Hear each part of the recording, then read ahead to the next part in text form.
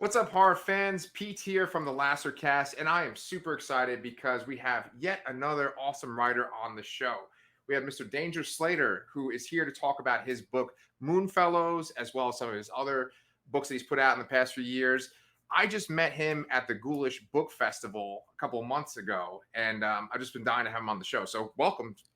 Yeah, thanks. You said you're super excited. That's exciting for me. I get excited, but not super excited very often. So, Well, I just drank like a big Coke Zero from like Circle K, so that probably adds to it. Yeah, I actually really like Coke Zero. It tastes just like Coke to me. I do those. Do you have any of those Coke coffee mixes? I know what you're talking about. I've never had one of those though. Dude, they're fucking delicious. Yeah. Yeah, you wouldn't think so. I remember my girlfriend telling me that another writer we know, Laura Lee Barr, was talking about how she liked to mix RC Cola with her coffee. And we were just like, that's fucking insane. What are you talking about? And then we saw that Coke shit for sale and I tried it. And I was like, she was right. This is delicious. Well, so do you need like a lot of caffeine to write? Like, do you have a day job too, or not currently? I probably need one. It's not, you know how it is, dude. Money is like so unpredictable in this business. There might be moments where things are working pretty well, and then that shit dries up very quickly. And unless something happens or there's some other bump or you have something new out, you got to figure out what the hell to do in the meantime. And yeah, I'm kind of coasting right now, waiting to see how much momentum Moonfellows picks up before I commit to something. I have two conventions I'm going to in September, and then a trip to visit my parents in New Jersey at the beginning of October. So it's a little hard to kind of look for a job and be like, I also need out for an entire month right after you hire me. So. Right. Oh man.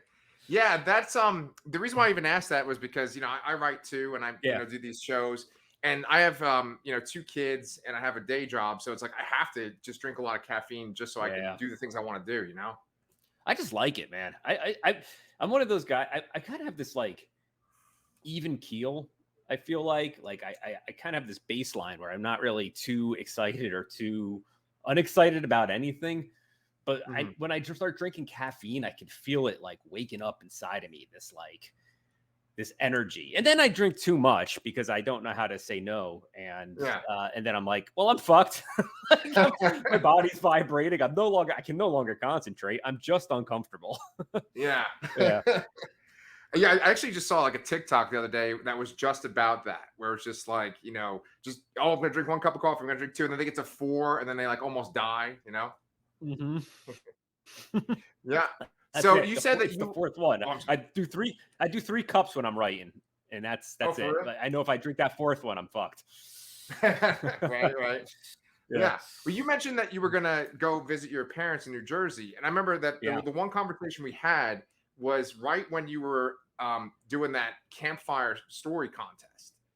And so I went up to you and you told this cool story. You were the first one to go and do the story.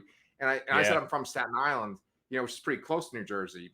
And I was wondering, that story, you said it was kind of from like a personal place, it's like a kind of based on true stuff. Did you have like kind of creepy experiences when you were a kid? Man, I just want to say this about that campfire thing. We're talking about the Ghoulish Book Fest. There was the campfire thing. There was we told campfire stories. There was 4 of us. I was trying to play it straight, do a very serious, like, I want to tell a creepy thing. I looked up how to tell a campfire story. I'm like, you got to add sound effects. I had this like footstep thing. I was hitting my shoulder to add to the ambiance. Right.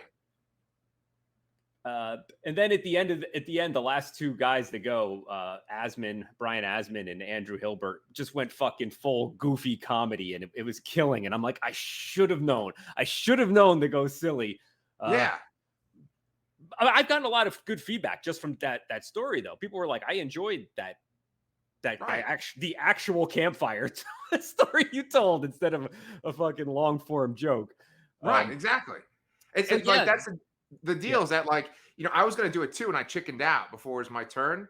But like I was gonna do it just like your story, where it's very serious, and then so that is like that. a lot of what I was talking about in that story, I was talking about these guys from my hometown that lived in the woods. It was kind of a rural New Jersey town, rural for New Jersey. New Jersey rural isn't quite like Midwest rural, Right, but it was not a huge town, and there was a lot of woods in it. There's a lake there, and it was an old resort town for a lot of New Yorkers. They used to call it Little Brooklyn, actually. Okay. It's called Hopakon now after the name of the lake, but it was called Little Brooklyn for a while because all Brooklynites in the early 1900s would have their summer homes here. It was a place they could travel to by train. The airlines didn't really exist or they were prohibitively expensive for a lot of people. So this is a place people from the city could drive to. So there's a lot of forgotten stuff in this town that just kind of fell apart and grew over, and the town kind of grew on top of. So there's old train tracks that no longer get used. There's old amusement parks that are just crumbling apart, big old buildings that people haven't lived in for decades. And this shit's everywhere. Yeah. And it was just like a really strange little town. Had a lot of personality. And there was these two kind of weird characters that lived in the woods that we called the skinnies because they were skinny. They probably weren't eating very much now that I'm an adult and thinking about it. But as a child who hung out in the woods a lot, there's trails, dirt bike trails and things to wander around, abandoned houses to go explore. Right. These guys, you'd see them every once in a while and we'd be all scared and run away and shit. So yeah. It reminded me of my childhood because, like, even on Staten Island, going back, I guess, like over 30 years at this point, there still was a lot of woods, and you could just go around, and there's all kinds of weird shit out there. And sometimes every so often you see like kind of a creepy person. So that's kind of why that story resonated with me. And it's kind of go ahead. I'm sorry. I was saying you guys had what was his name, Cropsey out there. Cropsey, right? Urban legend, yeah. And then there's also the mental institution that they had too. That they did a whole like documentary on that. That's a real creepy place too. But I find Staten Island to be a lot like New Jersey, like with that same kind of relationship to New York City, like where it's kind of like an offshoot of New York. I mean, it's technically a part of New York City, but it does not feel like Manhattan or Brooklyn or any of the other boroughs. It feels like New Jersey when you're in there. It's very suburban. In that kind of way. Adjacent to the city. Yeah. And like when you mentioned that, that it was like Little Brooklyn and that people would go there for the summer, I feel like that's kind of the progression is that people go from like Brooklyn to Staten Island, then to New Jersey, and then they eventually go to Florida. That's like the evolution, I have to tell everyone whose touchstone with New Jersey is that the Jersey Shore. I'm like, those guys are from Staten Island. Those aren't actually Jersey people. Like we got our own version of that, but like what that energy they're bringing is Staten Island energy. Exactly. Yeah. And I live in Texas now. I left that all behind. So, and then you live in California? I live in Oregon right now. Oh, okay. Yeah, okay. In Portland. Oh, very cool. Yeah. I've been there before. Nice. Yeah. Well, I was going to say that with your story that you did for the Ghoulish Campfire, that was very serious. And then you were talking about Brian Asman having this like real jokey kind of story. And I feel like that reminds me of Moonfellows and Puppet Skin. Because I feel like Puppet Skin is very serious. And, it's kind of like this metaphorical story about conformity. And then like Moonfellows is this kind of like absurd kind of comedy. Is there a particular type of story that you feel the most comfortable with, or you feel like that's more like your signature, or do you just like to do all different types of genres or subgenres? Well, okay, that's a really interesting question. I don't make a huge distinction in my mind between what I was doing in a more serious story like Puppet Skin or something that's completely off the wall absurd like Moonfellows, because there's usually a focus or a point or some kind of emotional core to the story that is what I'm really focusing in on. And so even something with as jokey as Moonfellows doesn't to me feel like a comedy. I know it is a comedy. I know there's lots of humor in it. But to me, it is a story about like loneliness, which is also what Puppet Skin is about too, in a lot of ways, or feeling alienated or feeling kind of disconnected from people around you. Right. So the dressing that I put it in, it feels like kind of the organic shape the story takes as I'm writing it. Okay. But what I'm actually focusing on is kind of that heart at the center of it. And so I'm not really taking that this like intentional approach is kind of what I'm trying to say. I'm not trying to make something a certain way. I don't even think of myself as a genre writer. I use a lot of horror tropes. My books are horror books. Right. But they're also bizarro books. They're also comedies. Moonfellows is sci-fi and alternative history, and it's kind of presented like a fairy tale. And it's like got all these elements that I don't want to try and pigeonhole an idea into being a certain thing, because I don't want to limit myself as a storyteller. Yeah. No, that makes a lot of sense. I just was like so curious about like your thought process when you made it, because honestly, I've never read a book like Moonfellows. Yeah. Like I kind of get stuck in those little genres. Like I get stuck in like just straight up horror, sci-fi, fantasy, and like I couldn't really compare it to anything else that I've read. Like the closest thing I could compare it to is like Hitchhiker's Guide to the Galaxy, and I know that's not really the same kind of thing. Yeah. It's just like that idea of like taking sci-fi concepts and just like making them as absurd as possible. Like, is there anything that you could compare Moonfellows to? I did a little afterward at the end of the book where I kind of threw down a few of my influences of where I was kind of coming from. And a lot of it was the early 19th century or the late 19th century, early 20th century science fiction writers and filmmakers. George Méliès, who made A Trip to the Moon and The Impossible Voyage and a couple other films about space travel in the early days of silent film, where we knew nothing about science back then. We knew nothing. Like we were 70 years from fucking landing on the moon, basically at that point. Right. And so there's a lot of speculation on how we could do these things. People have always looked at the stars and kind of dreamed of what could be out there or what any of this means. But I wanted to take that same kind of approach that these early science fiction writers would take with science, going, well, what is a logical or at least plausible in its own kind of contained way explanation of how you could get a bunch of people in the early 1900s to the moon. And then once you kind of open that idea up, you go, okay, this is the world. You kind of keep snowballing. You go, where do you build from there? Where do you build out from there? Okay, they got to the moon in a ruined train car with a kind of helium balloon thing tied to the top of it. Right. Okay, how are they talking to Earth? Well, the guy had to invent some sort of GPS satellite system that does cell phone communication, like even though it's 1900. So I had to kind of come up with silly. It ended up being silly, but because we know that's not how the world works. But I had to come up with a lot of ways to, make it so that it makes sense or is fun for a modern audience in those ways. That's kind of just breaking the rules constantly, the rules of reality, the rules of logic. But also not breaking the rules of its own logic. Yeah.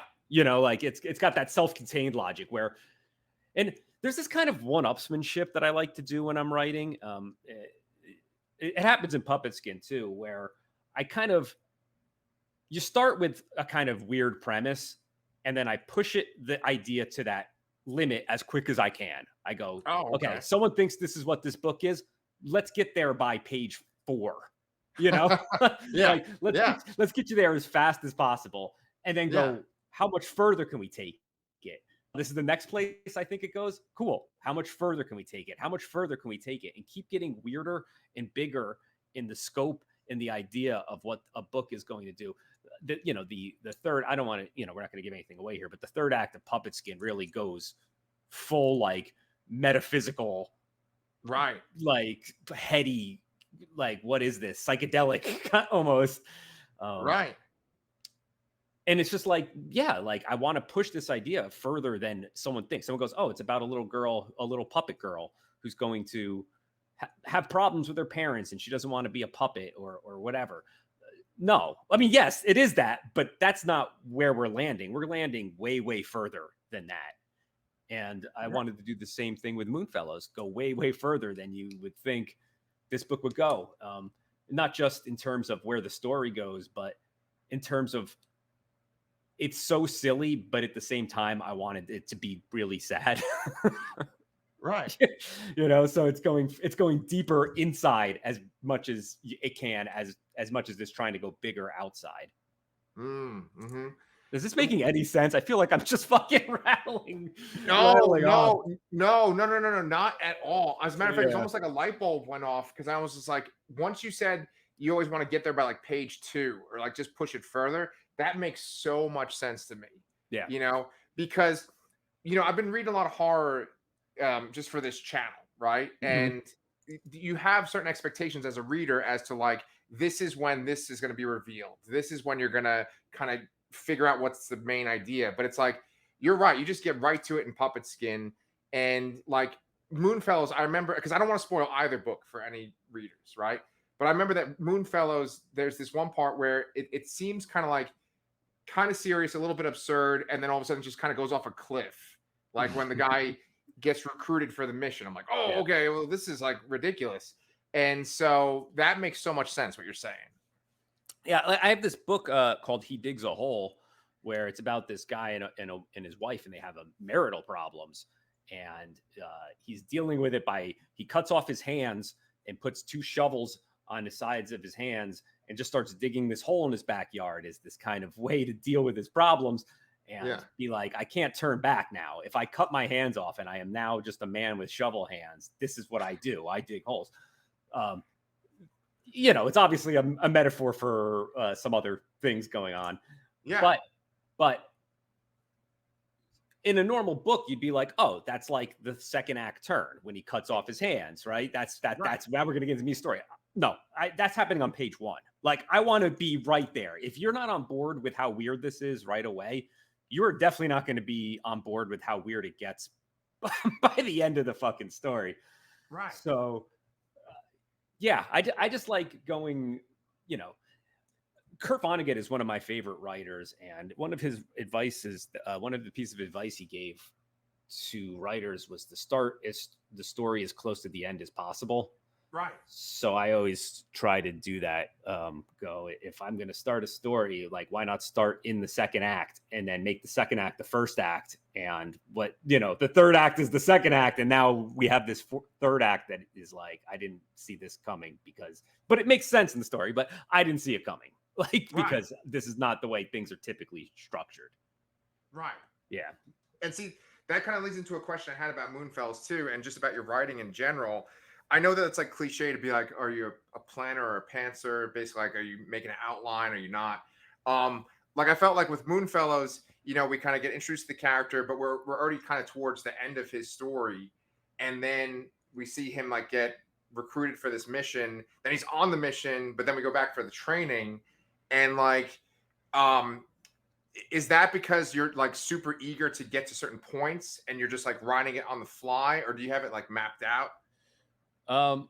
I do a lot of plotting, but Moonfellows I didn't. There was a lot of on the fly going on, but there was a huge edit that I did to the book from its original form. Yeah. About a month before publication. And I cut about 14,000 words from it. I cut almost a third of the book out. Just any plot point that didn't seem to focus on what it was doing. This wasn't not at the behest of my editor. He gave a few pieces of advice, but I just kind of recognized what I felt the story needed. But one of the things he did tell me was, you need to get them on the moon quicker. This is called Moonfellows, and they're not on the moon yet. Which is kind of going against what I was just talking about. Start as as close to the end as possible. Yeah. And it's because in the original version, I kind of framed it as a. This is not how the book played out, but I kind of framed it as a letter that the main character was writing, kind of telling his experience. That's not, I got rid of that thread completely. There was a whole thing about how he got all the materials that he was writing this on and what he intended to do with it. Didn't seem prudent to the story itself, so it went.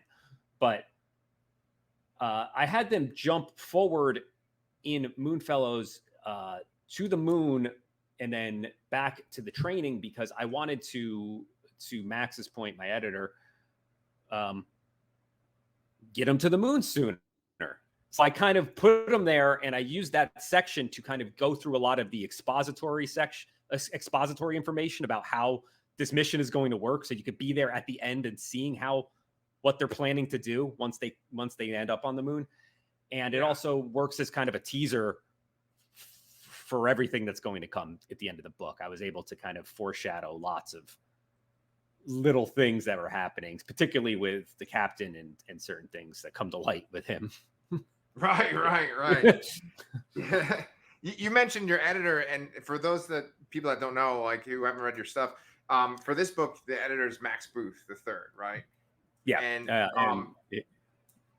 he's the one who put it out too. Yeah, right, and that's under Perpetual Motion Machine Publishing, right? Not Ghoulish Books.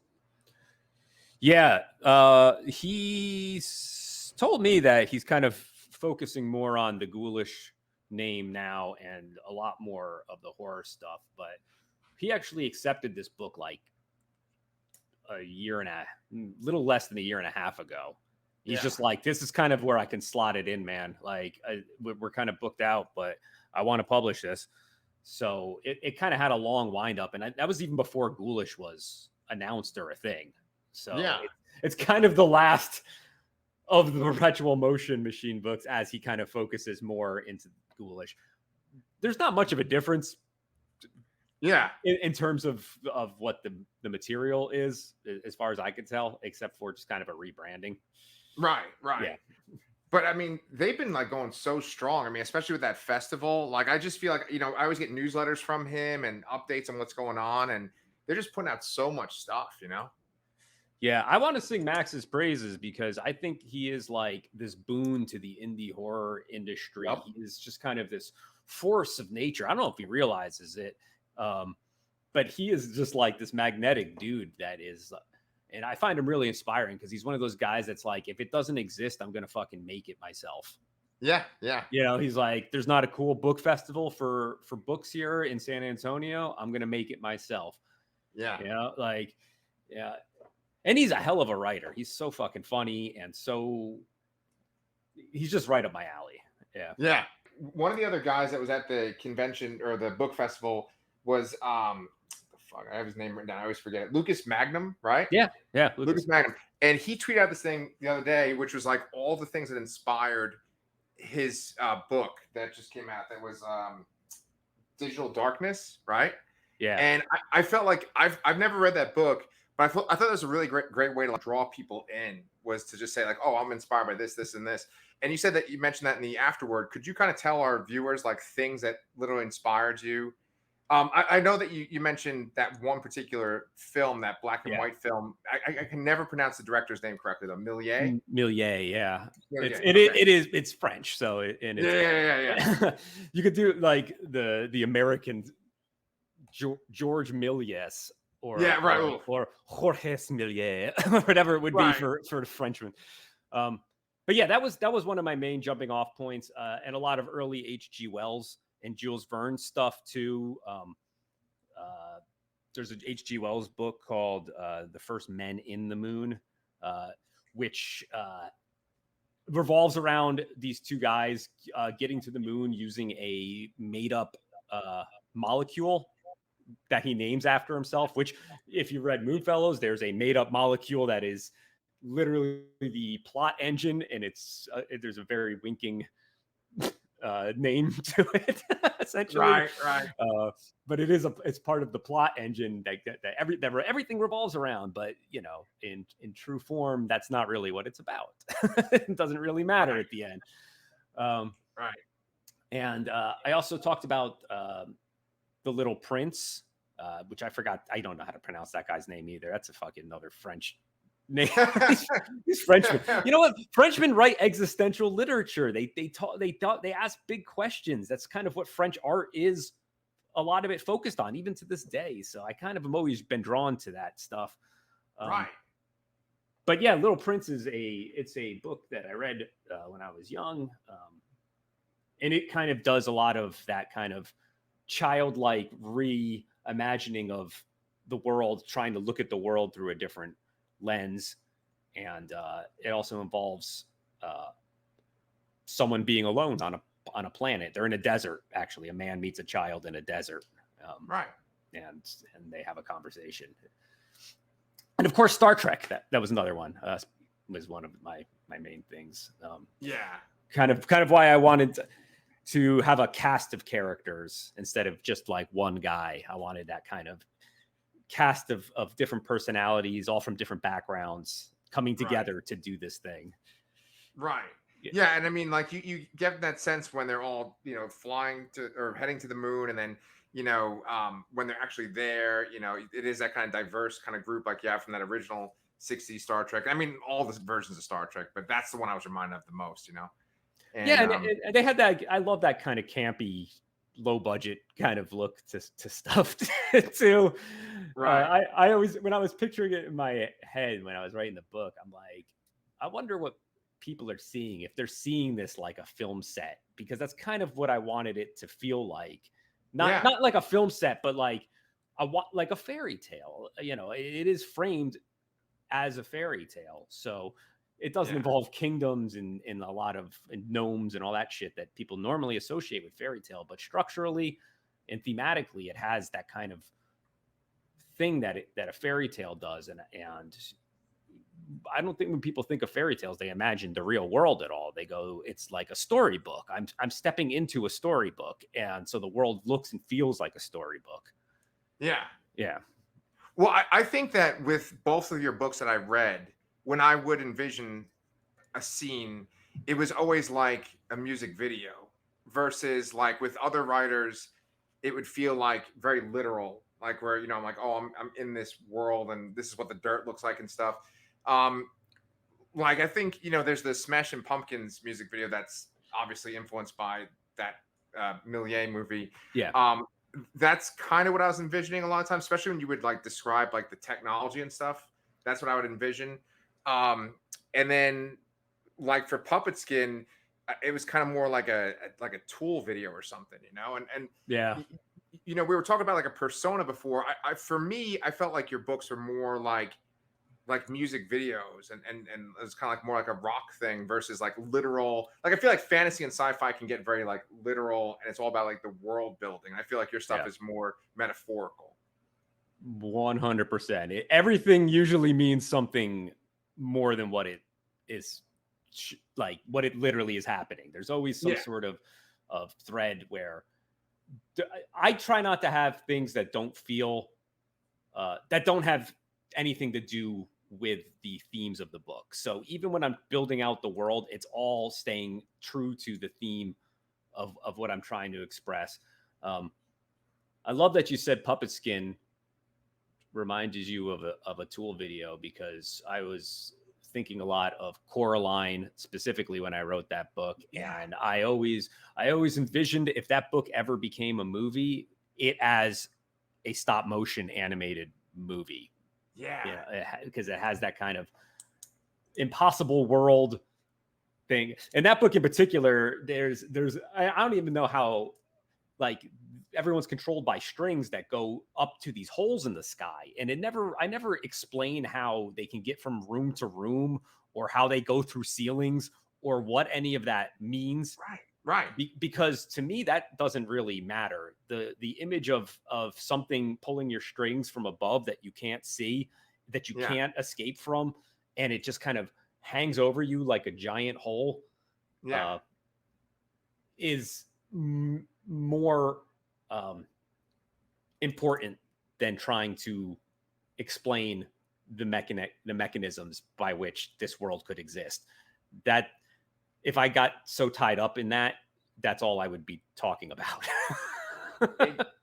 Yes, I actually had that exact thought when I read both of your books. It's like Brian Asman, just, you know, because we've been talking about him, he just tweeted something recently about how like people tend to overwrite when they are starting out, right? And he basically said that they are explaining like every little detail. And I feel like most writers, they get into that very literal side of their brain where they have to explain how everything works. A goes to B goes to C. And exactly what you just explained, where it's like you're not worrying about that stuff. It's just like you just are getting the visual in the person's head. And that really captures it, because I think that's what makes your work so different from the other stuff I've been reading recently. And that's what's really exciting, because I really haven't read anything like either Puppet Skin or Moonfellows. And like before, when I was asking you, like, is there anything else like your work? Like, not necessarily direct influences for Moonfellows, but are there any other writers that you feel similar to? I mean, there's there was this fiction scene out here in Portland called Bizarro Fiction that had been around for a long while, and I've these are my people, right? That's who I've been hanging out with. Carlton Mellick is probably the most famous person associated with Bizarro, and he does a lot of this too. His books are very short. They're very metaphorical, and he kind of presents you with some kind of ridiculous world and a character who has to kind of navigate from one end of the story to the other. And usually he writes about female children a lot, actually. I think he likes that kind of innocent kind of, again, storybook approach to storytelling. But this character has to navigate from one end of the book to the other to survive whatever trial they got to go through.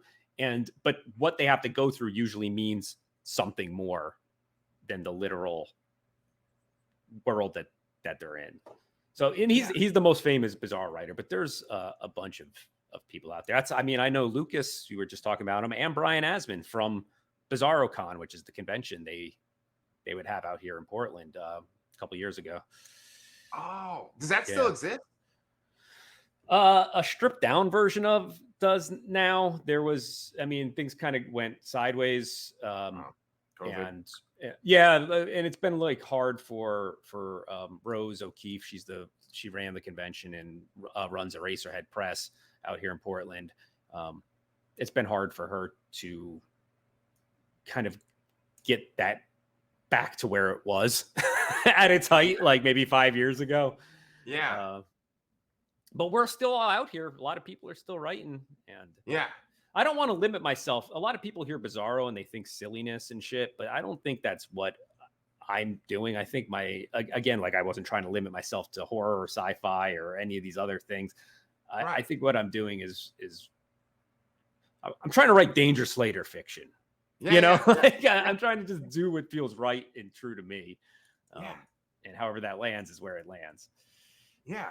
I mean, like, I know that that's the way it is with music too, right? Is that like so certain artists just put out all different types of albums, all different types of styles. And the Bizarro thing, I'm so like new to it, and I don't even know about it, that like I'm sure that you've had tons of conversations like this, and it's like, where have you been, kid? Like, I've been talking about this for like 10 years, but like it's all new to me, and it's like super exciting, because I'm just so used to like writers spending so much time just trying to explain how everything works. And it's just so cool to just be like, here's the fucking visual, and like that, it doesn't even matter. Just like, this is what it matters. I love that, man. That's how I got here, because I discovered Bizarro writing. Like I had been trying to write since I was 20 years old, like I was, this was back in, 2000, 20 years ago, 22 years ago, whatever. But I didn't know what I was doing. All I knew is I was making very weird stuff, and people are like, you have ability, but like, this is not, where would you sell this? Where would this stuff even go? Like, right. And you know, there's kind of a very defiant nature to myself. I think my books too, kind of punk rock mentality. I come from a punk rock background, listened and played punk rock myself. So anyone trying to tell me anything, I was always like, fuck you, especially when I was 20. So it was a long struggle to kind of find my place. And it wasn't until I found a bunch of weirdos out here in Portland doing this kind of weird fiction that I went, oh, this is what I've actually been doing this whole time. Yeah. And I was able, and it felt in a lot of ways like I now had permission to go even further with what I was doing. Instead of going, how do I appease some sort of nebulous like entity of like a publisher or some sort of horror, like the quote unquote, who is a horror reader? I don't know. Like, instead of trying to appease or write to what I think other people want, I found these fucking weirdos writing weird shit. And I went, I could do whatever I want. And I should have been trying to do that all along. And so it really threw the door open for me. And I just kind of have been running with it ever since. Yeah. I'm a big fan, man. I'm so glad that, like, you know, I met you at Ghoulish Book Festival and that, you know, I just got to check your book out, and then that led me to Puppet Skin. I want to read your other stuff too. For the people that are just getting to know you too, can you just kind of like plug some of your stuff? That way they know where to find you, like online, and like where to find your work. Yeah. I'm mostly active on Twitter. It's probably the easiest place to find me. It's Danger_Slater. Or you can go on Instagram, just Danger Slater, one word. I'm not hard to find. In fact, I'm trying to do the exact opposite of be hard to find. If you type my name in Google, you should be able to contact me any way you want, or find me on whatever your favorite social media platform is, except for maybe TikTok. I haven't really jumped on that yet, and I might not. Who knows? Let's let other people have I understand that. But yeah, you should be able to find me on all the social medias if that's what you want to do. Yeah, I'll put your Twitter handle in the description, and then I'll also put a link to your like Amazon page on there too. Yeah, of course. I love that you read Puppet Skin and Moonfellows, because there's a secret connection between those two books. I kind of did a scene in Moonfellows which harkens back to Puppet Skin, or a thing that I mentioned in Puppet. They're not connected in any real way. They are not shared universes. It is not sequels. It's nothing. But there is a moment where I decided to just like touch those two books together. Just for people who like reading my books, you know, just a little wink to them. And you happen to read the two that do it. So that's great. Yeah. Well, you know what happened? It was the reason why I picked Puppet Skin is just because you have it on Audible. And I knew if I listened to an audiobook, I could get through it, you know, in time to interview you. And my kid is the one that picked Puppet Skin. So I was like, all right. Dude, so you listened to the audiobook? Yes. Yeah. Oh, I loved how that turned out. I specifically wanted someone who with a young voice, a female narrator with a young voice, because the main character is a 14-year-old girl. Right. And the actress who ended up doing it, her name is Sarah Wolford Johnson. She she had the kind of that sweetness to her voice, but really captured a lot of vulnerability too. And it was she just nailed it. Yeah, she did a fantastic job, you know, and what she has to describe in that book, you know, it's just like so upsetting and disturbing, some of the imagery you put in it too.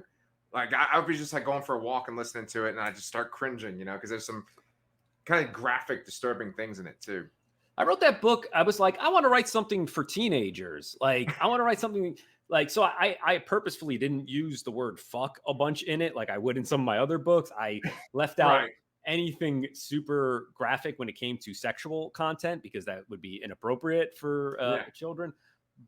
But I didn't really shy away from the violence or the grotesque imagery. And in fact, I kind of dug into it even more. And I don't know if it is even appropriate for, I mean, it is for cool kids, I guess. Right. But you know, maybe people under 10, it might not work. Yeah, it is about growing up, but I did kind of come at it from a, you know, we've already been there, done that kind of place. you know? Right. So I feel like there is a lot for adults to kind of grasp onto. Yeah. I mean, it kind of reminded me of sort of like, you remember, did you ever read like the Tripod trilogy? Do you know what those are?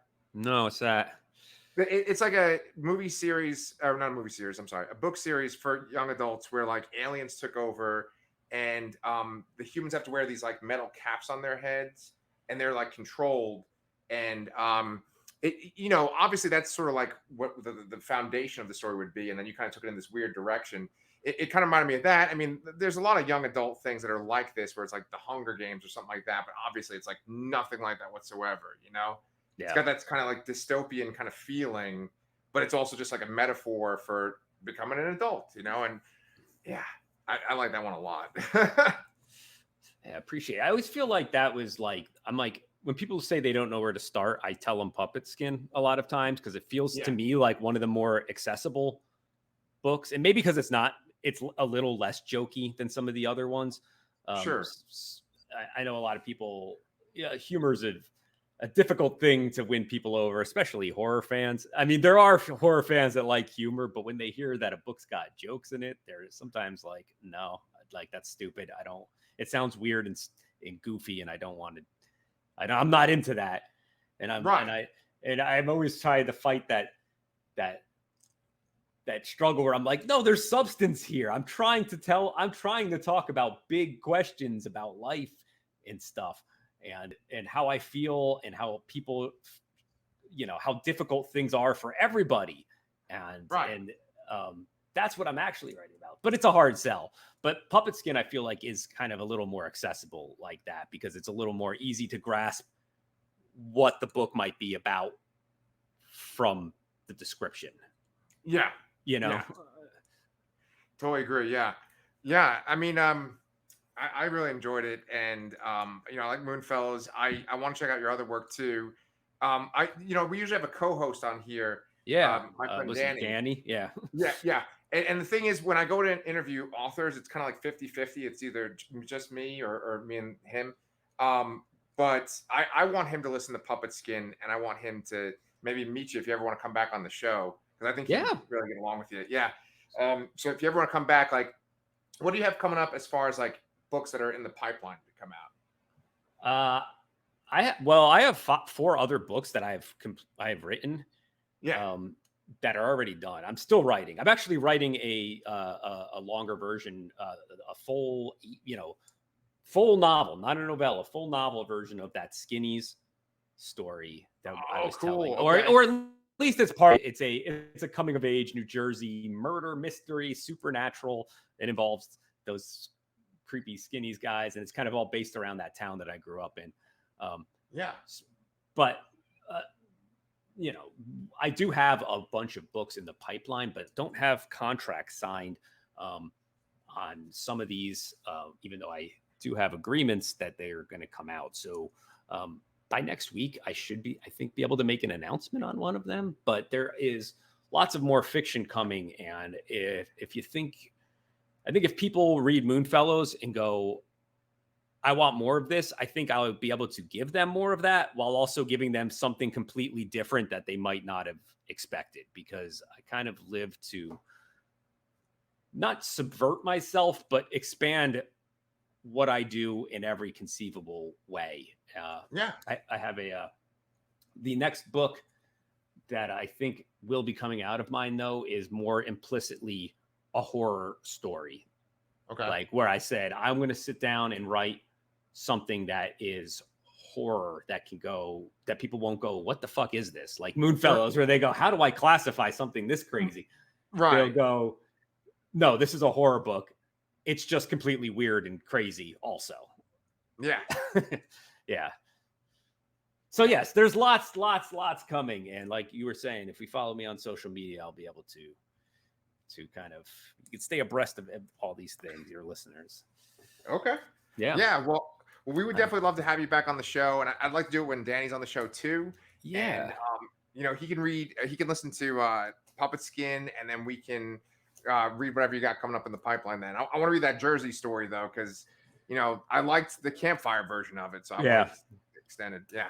Cool, it'll feel very, Staten Island, like you're saying, it'll feel very familiar to you, the kind of town that I'm building in that one. So nice, man. Yeah. Okay, looking forward to it. Cool, man. Well, thank you so much for taking the time to talk to me today. Oh, thank you, man. This was great. Yeah, and we'll see you next time then. Yeah, thanks.